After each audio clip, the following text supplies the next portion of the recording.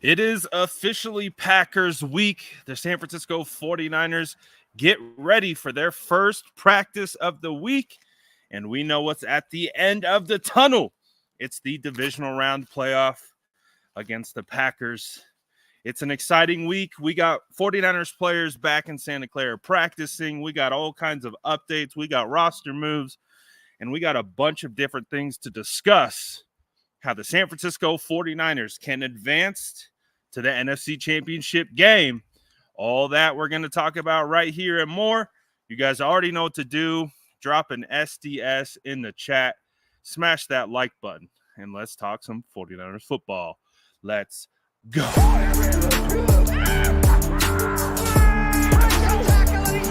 Smash that like button if you haven't already. Love to see it.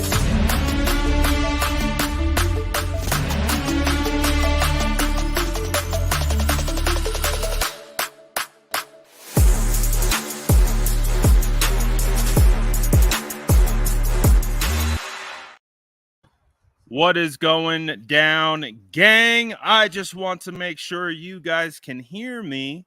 So drop a thumbs up in the chat if you can hear me loud and clear. As you can see, a little bit different setup today. Little bit different setup from what we normally do. As you can see, I'm in Lake Tahoe at the moment. And I figured, well, if we're in Lake Tahoe, we got to rock the outdoor setup. Why not? Why the heck not? Shout out to all you guys. VZ says, let's just take some time to thank my man Brad for bringing us content live from the snow. Let's go. Shout out to VZ. Appreciate you, man. Appreciate all the kind words you're always sharing with me. Appreciate all you guys for tapping in, checking out the content. Lot of content on the move this week. But the San Francisco 49ers are active. And as we know, it is the divisional round playoff. So it just got serious, baby. It just got serious. So let's go through some of the updates today from Kyle Shanahan. And then we will talk about how the San Francisco 49ers get past this Packers team and into the NFC Championship game. You know, I'm just kind of preparing for the weather that will be coming to Santa Clara. I know it won't be snow, but it does sound like the San Francisco 49ers are going to be under the weather in the sense of sounds like it's going to be raining. So we gotta get the hand warmers going. We got to get the weather gear. We got to get our ponchos, beanies, everything that we need to make sure we get to Levi Stadium and get loud and get cracking. A little rain isn't going to stop any 49er fans from showing up to Levi Stadium. So I'm very, very excited about that. Someone is asking, VZ says, what's the temperature like? That's a great question. I don't know what the temperature. It feels like 32. That's what it feels like. I'll have to take a look here in a second, but we shall see here. I'll let you know what the temperatures are looking like. But before, let's take a look and gauge the temperature of how excited we are for the San Francisco 49ers getting back to practice today. So a huge get. Christian McCaffrey returns, baby. I'm super excited about this one. Obviously, we know Christian McCaffrey didn't play in the season finale against the Rams. He didn't practice at all last week, but Christian McCaffrey is back practicing in full, and I love to see it. Absolutely love to see it. So CMC a full participant today. And let's face it, if the weather is going to be something that the 49ers are going to have to overcome, Christian McCaffrey becomes a huge focal point for the 49ers offense moving forward. Because if it's slick, if the conditions aren't ideal, that seems like a great opportunity to put the ball in Christian McCaffrey's hands and let him go. First, I see David Lombardi reporting from inside the ocean. Now I see Brad from the snow. The 49ers reporters are the best. Hey, I'm not going to lie. David Lombardi has got to be the best from location reporter who posts to YouTube. He is constantly somewhere. It's almost like instead of where's Waldo, it's where's David Lombardi. I got nothing on David Lombardi when it comes to on location video making. And if he's making videos from inside the ocean, that literally does not surprise me whatsoever. My guy is constantly on the move. Shout out Lombardi. But we'll see. I'm seeing a bunch of conflicting reports about what the weather is. Hey, we've been here before. Remember last year's I think it was last year's divisional round, or was it last year's wild card round? No, I think it was the wild card round against the Seattle Seahawks. All week, we were talking about bomb cyclones. We were talking about how it was going to be an absolute torrential downpour, to the point where, like, I even got invited by the 49ers to go sit in the gold mine area, and I was bringing my son for his birthday, and I was like, you know what? I don't know if my little guy, who at the time was turning 10, would want to sit in a bomb cyclone. So we ended up having to direct and go to get different seats that were under an overhang, just precautionary. And it actually the weather wasn't that bad. It rained a little bit at the beginning of that game against the Seattle Seahawks. And then after that, it cleared up.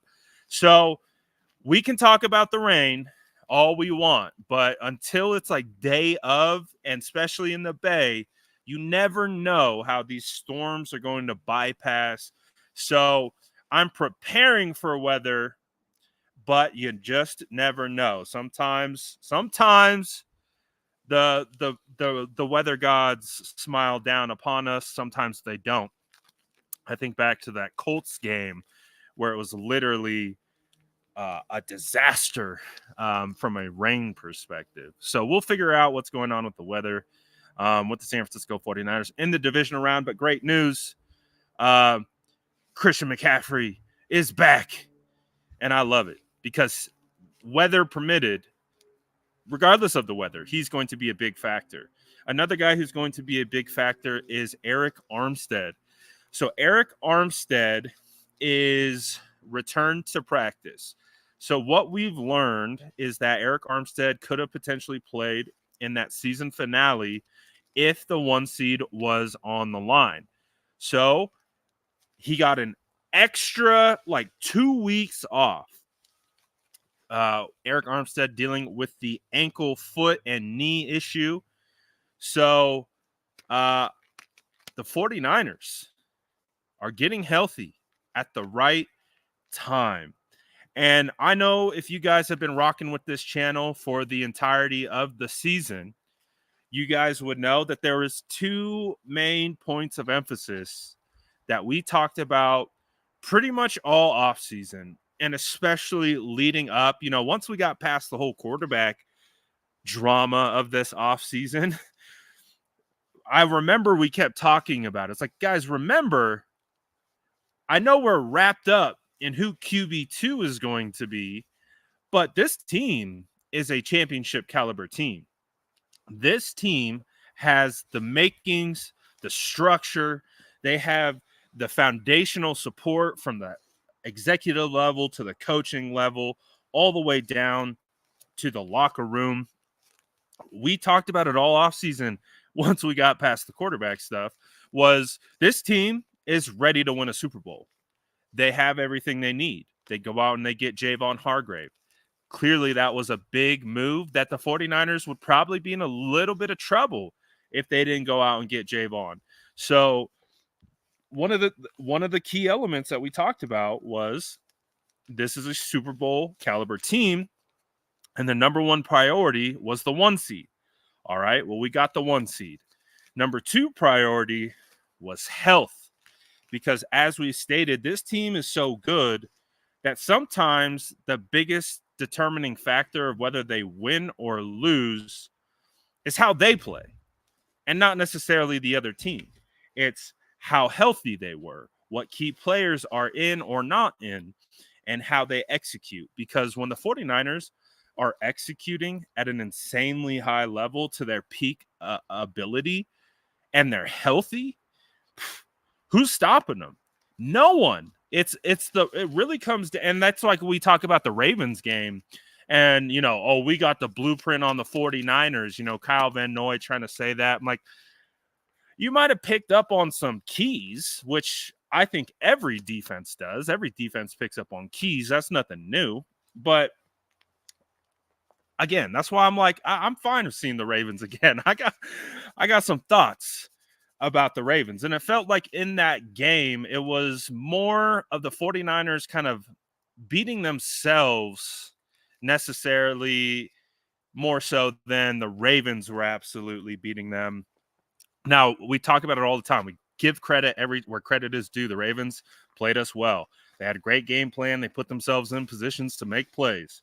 But the 49ers kind of put themselves in positions to not make plays, and that was the result. So, number 1, number 2, health and 1 seed. And here we are. The San Francisco 49ers got both of them. So, I'm very excited about this. And Eric Armstead is going to be back. And that is a good get. And not only is he going to be back, but it also sounds like George Odom will be back as well. So George Odom has had his practice window opened, but he isn't officially off IR just yet. So what remains for George Odom? He's practiced. He's limited today. And he started practicing, I believe it was last week or maybe even the week prior against the Rams, that last week of preparation. But the 49ers are likely going to elevate George Odom from IR, which means we will likely have to release or cut someone tomorrow. So that's kind of where we're at with the George Odom situation. But George Odom, don't forget, he's an all-pro special teamer. And, of course, provides great depth at the safety position where the 49ers have been tested mightily with injuries throughout this season. So getting Eric Armstead and George Odom, that's going to be huge. Now, this is one that we started to pay attention to last week. Dre Greenlaw didn't practice last week. He didn't practice today. But it does sound like, according to Kyle Shanahan, that Dre will likely practice tomorrow. So it doesn't sound like we are really in much danger of losing out on Dre Greenlaw. I think Dre has been a warrior. I think he's been hurt all season. When you look at Dre Greenlaw's play style and you look at how he attacks ball carriers or attacks wide receivers in the passing lanes, whether on slants or quick screens or bubble screens, anything like that, Dre Greenlaw flies around and he creates contact at a very high level. So it's no surprise that Dre Greenlaw has been dinged up this year. He's one of the most intense defensive players I've seen in some time. And, that's not to take away any of the current 49ers defensive players, the past. Dre just, when he's 100%, he flies to the football. And when he arrives, it's a car crash. So with Dre, He's been banged up all year. He's played through a lot of injuries.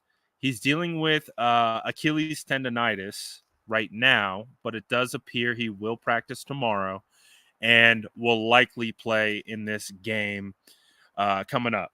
I don't expect Dre Greenlaw to miss a divisional round playoff game. So, Dre, I got him. He didn't practice today, but I'm not too worried about it. I think he will be able to be good to go coming up here.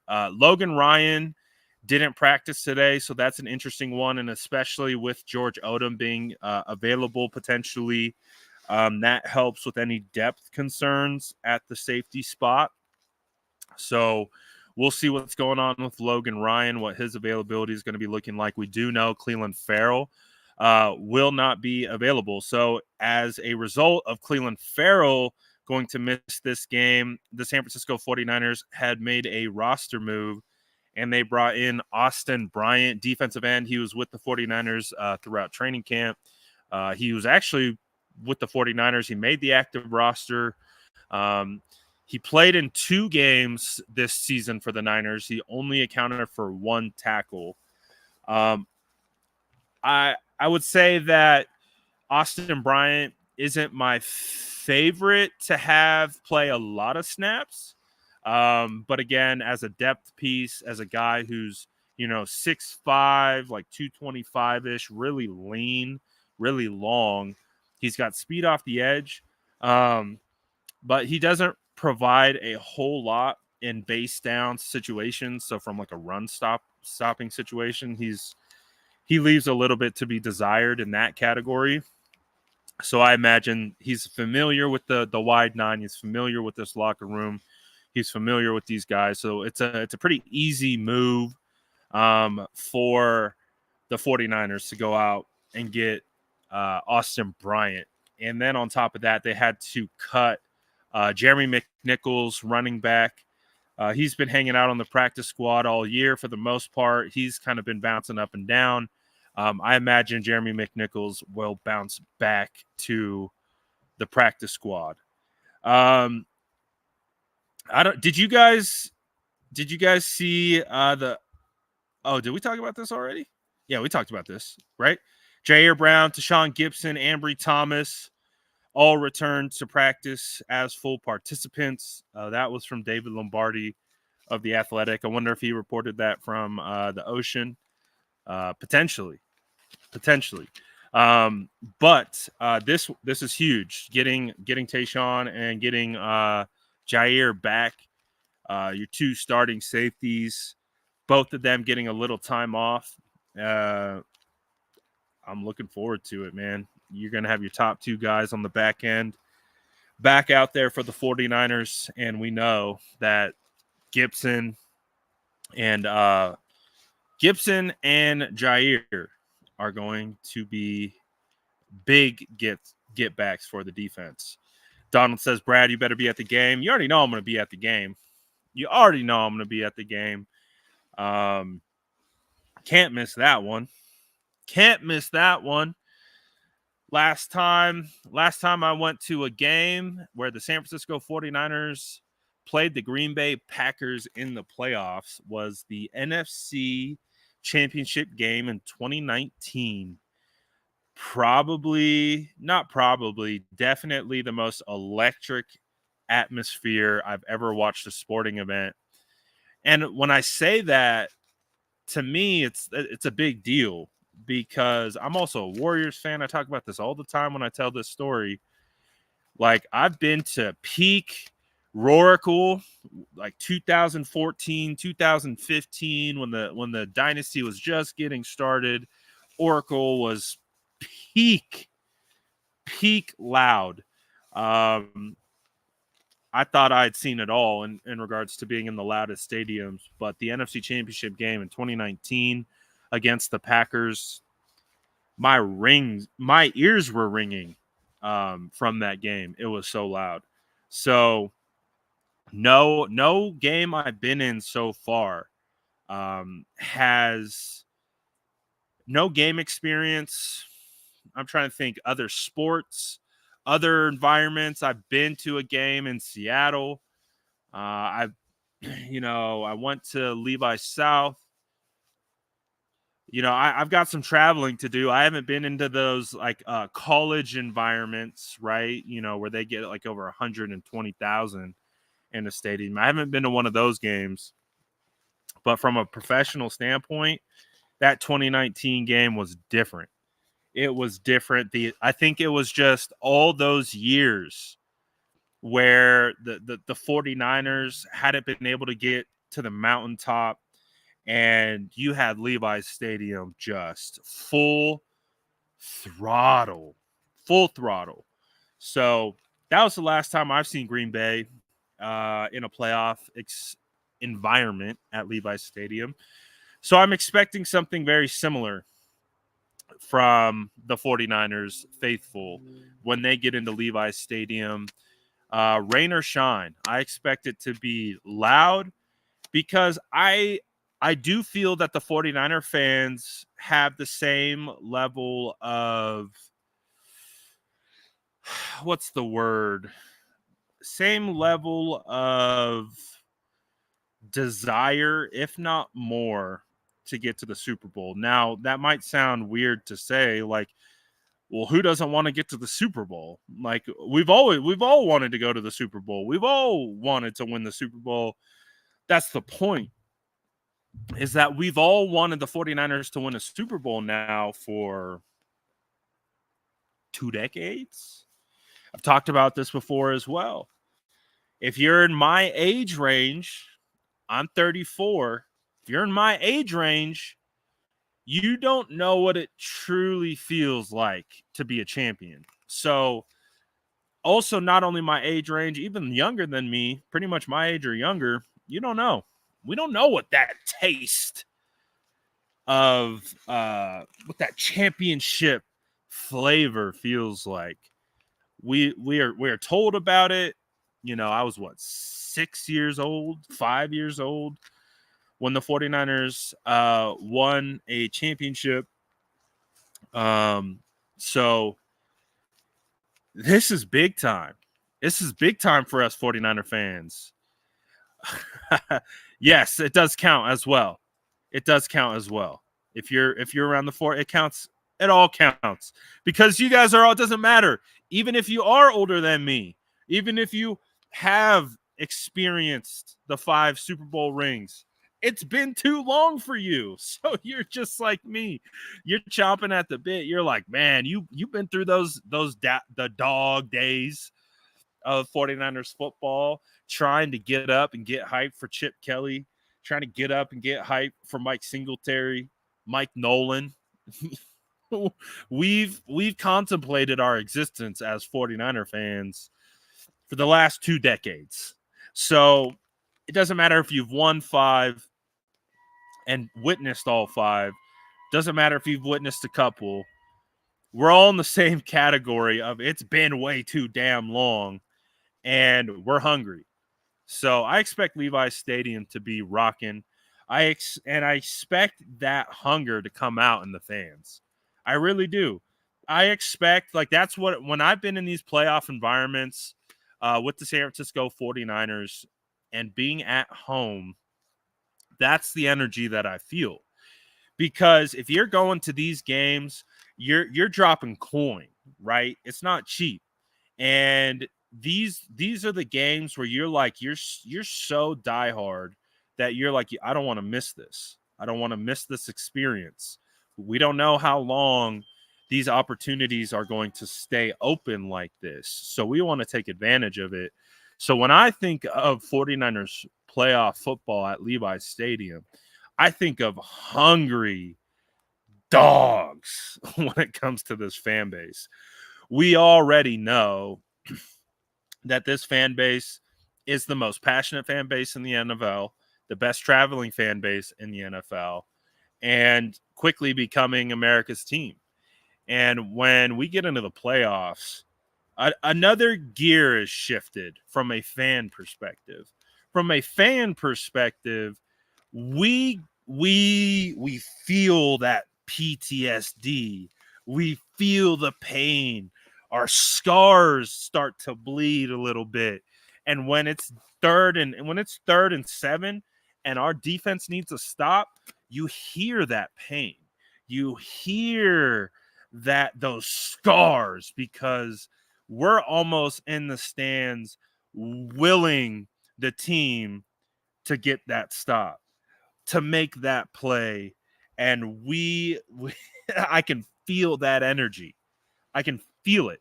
That's why playoff football hits different. And I really do think that the 49ers have a phenomenal shot to be playing in the NFC Championship game here coming up. Obviously, as we've heard from some of the players and even Kyle Shanahan, there's a ton of respect for this Packers team. I don't envision the San Francisco 49ers taking this game lightly at all. I don't think they're going to overlook Jordan Love.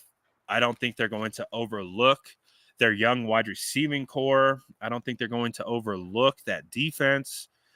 I think, we talked a lot about rest versus rust heading into the final week. But I think that might really not be that big of a deal. I know we spent a lot of time on it. We heard from a lot of former players, Steve Young, etc., on it. But just like I talked about us 49er fans having PTSD, having scars, so do those players. Those players have been to the mountaintop. We have a lot of core guys that were in that locker room, that 2019 season that they went to the Super Bowl. They know what it is. They know how fleeting, how precious these moments are, and how these opportunities can't be taken for granted. So just like we have when we're yelling on 3rd and long in Levi's Stadium, and we're unleashing all our PTSD, we're unleashing our scars, we're willing this team. They're doing the same thing on the field. I'm not concerned at all about this team being ready. I think the 49ers are going to be as ready as can be. I think they're going to be as fresh as can be and healthy as can be. And listen, we're facing a hot team. We're facing a team that just went into the Dallas Cowboys home field and embarrassed an organization like they've never been embarrassed before, and they've been embarrassed quite a bit these last couple of years, especially by the San Francisco 49ers. So I don't think anyone is taking this Green Bay Packers team lightly. I think we see things on tape that could allow us to come away with the victory, that could, matchup wise benefit the San Francisco 49ers. But it's going to take the 49ers defense stepping up really big this game. And of course, like we've talked about all year, it's going to be the 49ers offense pulling us along. I really do think that's what it's going to be. I think the 49ers offense, led by Brock Purdy, Christian McCaffrey, Deebo Samuel, Brandon Ayuk, getting Juwan Jennings back, huge. Elijah Mitchell, healthy, knock on wood. Jordan Mason, healthy. Offensive line, healthy. Feliciano's back. He wasn't on the injury report today for practice. No Trent Williams issues. Brendel, McKivitz. We're going to need all hands on deck. And I'm excited for this group. Armstead will be back 100%. 100%. So this team's ready, man. They're ready. And I think they're going to advance. And again, I think one of the main talking points to come out of this week is confidence and not cockiness. I think as I can speak for the fan base, right, I think there is a big level of confidence. I think we're all confident in our squad. We're all confident in the coaching staff. We all know they can get it done. But we're not, I don't think we're being cocky as a group. I think as a fan base, from everything that I've seen, I see the confidence, but I don't see cockiness. I see a very well-tempered fan base who understands that they got probably the best team in the playoffs right now, at least on the NFC side. And they know they should be playing in the Super Bowl, but they know it's also any given Sunday. So it's not a cockiness. It's not like a Super Bowl appearance is handed to us. We deserve to be in the Super Bowl. No, none of that. We got to earn it, just like everyone else does. So, and I think that's what I've loved to see that from the fan base this last week or two, is a humbleness, a humility, a confidence, and although we understand what's at stake. So I feel good about where we stand. And I like that Kyle Shanahan, man. You hear about Kyle already game planning against the Packers midway through the second half. Kyle's a savage, and he does it unintentionally. I don't think Kyle was trying to, again, quiet, humble confidence. I don't think Kyle was like trying to be like, oh yeah, we started, preparing for the Packers because we're sliding the Cowboys. No, he unintentionally slighted the Cowboys, and that's the best part about it, is he's just like, yeah, the Cowboys are cooked. They were cooked by the second quarter. So we were in the building, we were together as a staff, and we got right to work on the Packers. And I love that it unintentionally came across as a massive slight towards the Cowboys, because again, we're 49ers fans. We act a little different around Cowboys fans. One of the better rivalries in all of sports. And you got Kyle out here throwing shade, not even throwing shade. Again, it's a humble confidence. It's facts. The facts are shade, right? Because the facts are the Cowboys got cooked, and they're like, all right, we already know what it is. On to the Packers. Second, that allowed the 49ers to get a whole probably hour and a half, 2 hours head start on preparation for the Packers. So I'm loving it, man. I'm loving it. I'm loving the vibes. These boys know what it is. They know what it is. They got too many veterans, too many guys who have been in this spot before. Again, we don't have to ask any of those questions about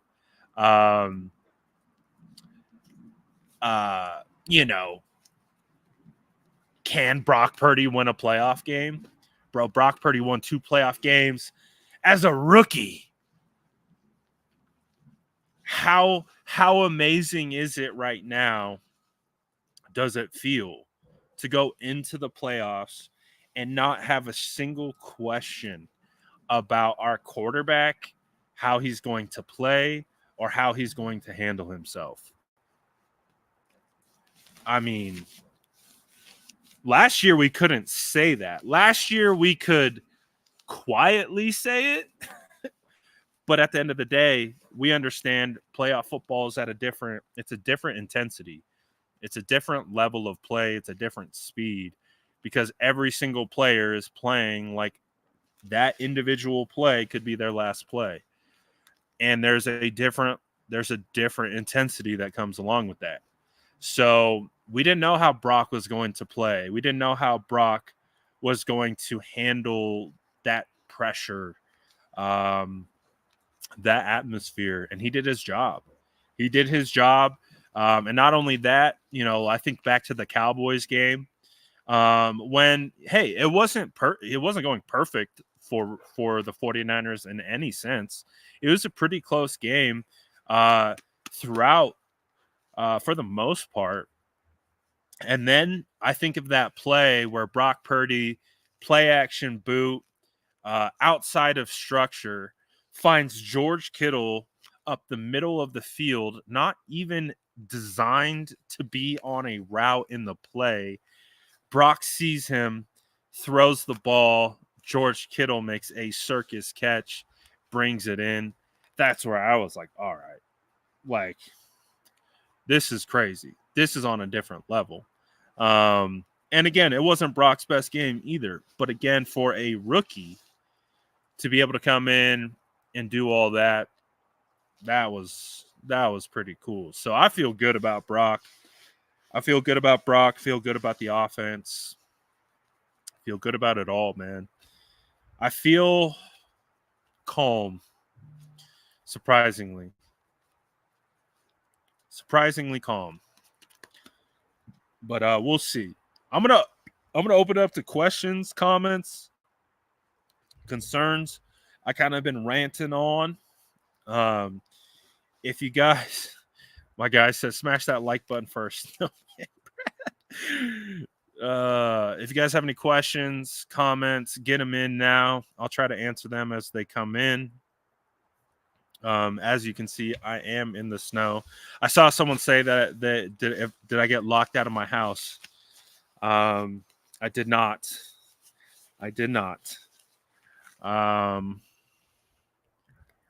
What's the word with Casey Hayward? It sounds like they went in a different direction. They signed Terrence Mitchell to the practice squad last week. And he was a guy who spent some time with the 49ers in training camp. So it doesn't sound like Casey Hayward's going to be coming in, at least anytime soon. They pivoted and went towards Terrence Mitchell instead for a veteran cornerback. But the good news is Ambry Thomas is coming back. So I like it. I like it for sure. Peter says, I'm feeling like round 2 will be the Lions. Any worries? I think that's going to be a good game. I do think that's going to be a competitive matchup between the Detroit Lions. I think they're a very good team. I think Jared Goff is playing very good ball right now. But I think we know what we need to do is we need to pressure Jared. We need to confuse Jared. We need to make Jared play a little bit slower. And if you can do that, if you get Jared Goff off his timing, that's how you get to that offense. You have to affect Goff. If you let Goff stand behind that number one offensive line and just pick you apart, it's going to be a long day. Long day. So that game, that emphasis is going to be get him off his spot. But that's next week. We'll see. Still some stuff that has to go down before. Would you take the ball first or let our D be out there first? Definitely would defer. I'm definitely a big fan of getting the ball out of halftime. And I like the way that Kyle tries to do it. Kyle has spoken about this before where he makes an emphasis to score before halftime. And there are advanced analytics that show that the teams that score right before halftime have a way higher probability of winning the game. So if you can score before halftime and get balls back and then score on the opening drive of a game, you can flip the momentum of a game really quickly. So I'm always for defer to the second half. So you can try to score before half, and then you get balls back and try to score again. And then you go for potential 2 2 unanswered scoring drives, and that's how you can flip the momentum of the game. That kind of unfortunately flipped on the 49ers against the Ravens, and how that game played out, because it was 16-12 at halftime. 49ers got the ball, 3 and out. Ravens scored on that drive. Then I think we had an interception. Then they scored off the interception, and then it was like, oh, it flipped the other way for us. So we'll see, man. Bills versus Chiefs. Who they're at Bills, right?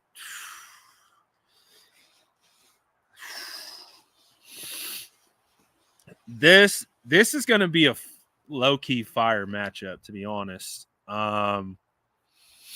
Both teams are built very similarly, I feel like.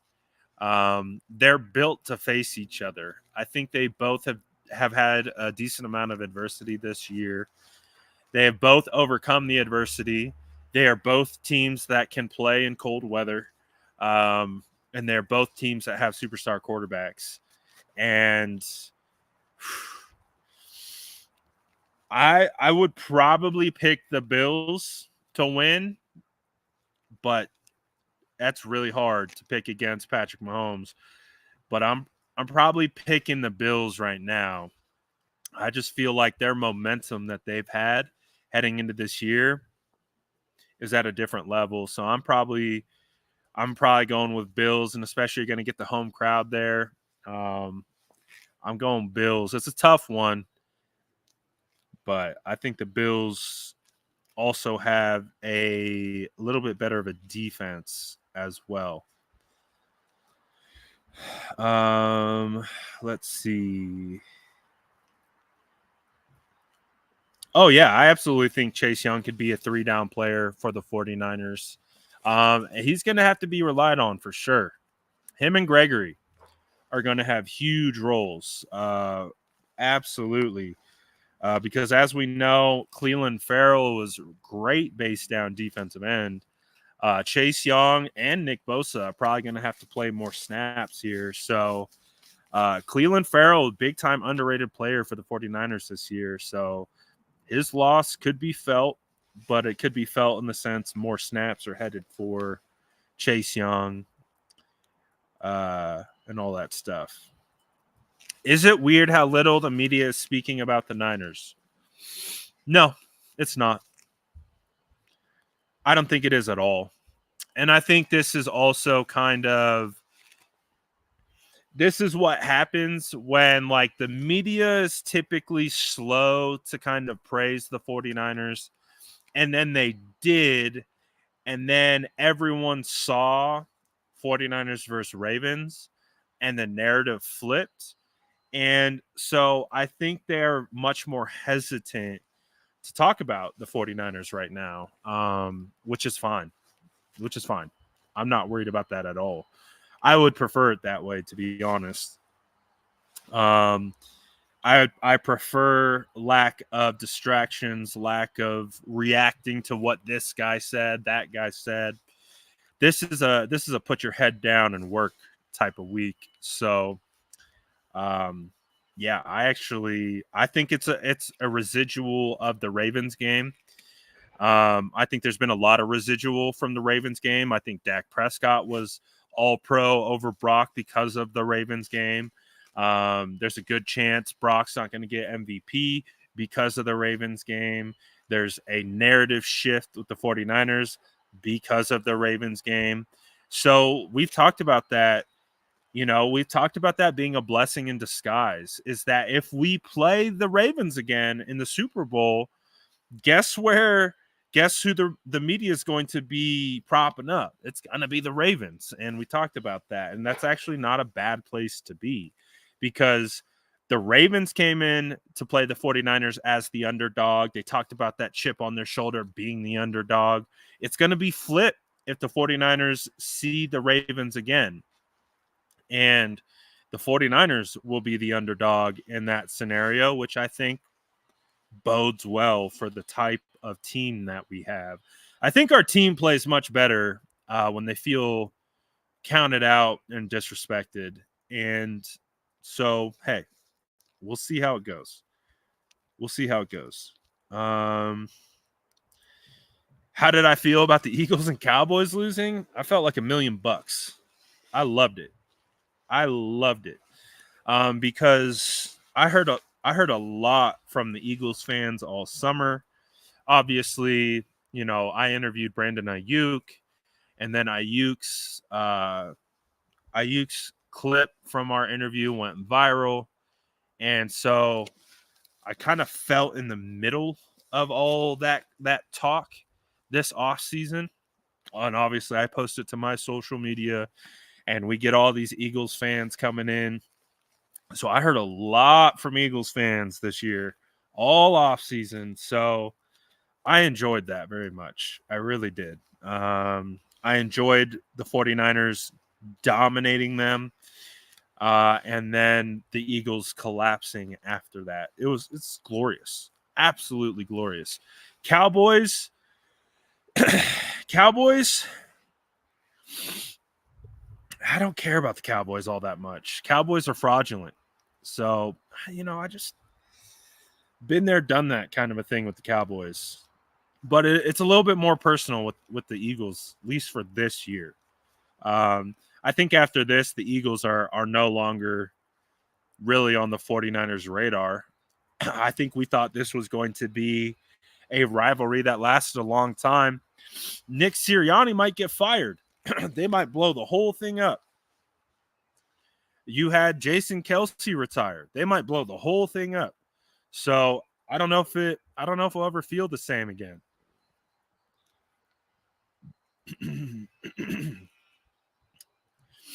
Do I think we re-sign Chase? I think that will be a very interesting conversation. I think it'll be interesting based on what the asking price is and what you could get in the open market. Because what you have to keep in mind is that if Chase Young signs elsewhere, 49ers get a compensatory third back. So if they re-sign him, they don't get any draft picks back. So there is a world that exists where maybe they think that the price tag is cost prohibitive and they can let Chase go, sign somewhere else, get the comp third back, and go sign a different defensive end. And I'll give you a little sneak peek into the offseason content a little bit. I think the Brian Burns agenda is going to be a thing again. So I'm warning you. I'm warning you now. But this is off-season talk. Off-season talk. We got a couple weeks before we get into that. But I do think that there is a chance it could go either way with Chase Young. I think they could sign him and keep him, and I do think there's also a situation where they can let him go and get a comp third and sign a different defensive end, just based on kind of a logistics standpoint. Brad, do you think that the Packers youngsters would be overwhelmed when we bring our physicality that the Cowboys didn't? I mean, when the 49ers are playing top tier ball, I would say that they could overwhelm any young players. They can overwhelm veterans. So yeah, I mean, that's absolutely the case. And like, if Nick Bosa, Javon Hargrave, Eric Armstead, and Chase Young can get after Jordan Love. Now, Jordan Love is very crafty. He can move. He can create. He's got a cannon. He can do all different types of things.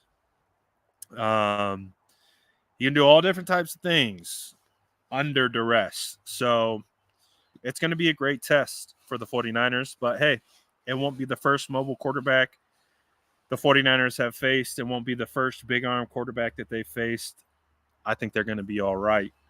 As long as they play their keys, play their responsibilities within the scheme, and everyone does their job, and they tackle, right? When you looked at the Eagles forgot how to tackle. They forgot how to play ball. All of it. All of it. They forgot all of it. Justin says 3rd round edge out of Troy. Javon Solomon is going to be at the Senior Bowl. I saw a bunch of guys. Penix is going to be at the Senior Bowl now. There's going to be some studs at the Senior Bowl. Looking forward to that. I did not make a snowman. I let my kids make the snowman and all that good stuff. But as you can see, we outside. San Francisco 49ers got what it takes to get it done. And on top of that, the boys are getting healthy. We're getting guys back. And feels like we're back in the flow of football. Not going to lie, that whole playoff preseason game and the bye week, really slow. This is really slow. I'm very happy to have football back this weekend. Very happy. And I'm very excited for it. Oh, yeah. If you haven't seen that Steve Young trailer, shout out to the 49ers production team for putting that on. What a phenomenal video. I woke up with a bunch of eye boogers, just tired, and I watched that thing.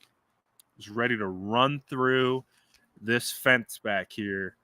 Yeah, that was phenomenal. That was great. Man, you put Steve Young in anything, you got me good to go. I'm a Steve Young fan. I love that guy.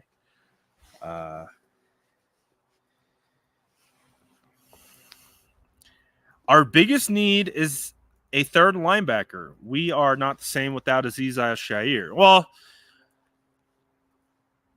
Oren Burks was hurt this year, so I think that's important to note. I think Oren has played really well, to be honest with you. Is Oren on the same level as Azeez? No, but Oren is still good, and I think he's been just fine. But Azeez is a starting middle linebacker in the NFL. He broke the Tennessee Titans single season record for tackles in a year. Azeez is different. We've known Azeez is different. That's, so I think Oren is a perfect 3rd linebacker. He fits that role really well. Whereas Azeez is I think you could make the case he's a top 5, top 10 linebacker in this league. Azeez is different. He's him. And we've known that. We've known that for a long time. So, Brad, anyone ever tell you that you resemble John Candy? More reason of why I need to be at the game. We need to get a situation where Brock Purdy's in the huddle and they have a game-winning drive to lead, and Brock Purdy's looking around, and he points to the stands. Hey, you see that ginger dude over there? That looks like a ginger John Candy. That's pretty cool. I'm just saying. Good things happen when Brad's feet touch turf at Levi's Stadium. I'm just saying. Crazy things happen. But that's hilarious. No one has ever told me that. No. I get Buzz from Home Alone. I get that one a lot. And Luke Combs, my brother.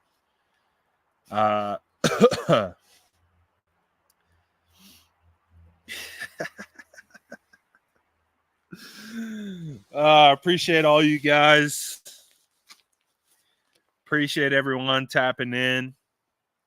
Appreciate you guys following along with all my posts from Tahoe. Tomorrow's my last day in Tahoe, so probably no state of the franchise tomorrow. I got to hit up Aponte. Probably no state of the franchise. I'll be on the move for most of tomorrow. Probably Thursday. So appreciate everyone, man. You guys are the best. Grab your cookies on the way out. Appreciate all the love, support. Appreciate all the positive feedback. You guys are the best. Appreciate everyone who's rocking with the SDS. Appreciate you, Texas Niner. You're legit. Appreciate all the squad in the chat as always. Y'all, again, without your guys' energy in the chat, it's just some random ginger talking into a camera. So I appreciate you guys. Appreciate your energy. Appreciate the vibes as always. Y'all are the best. I'm out of here for now. Peace.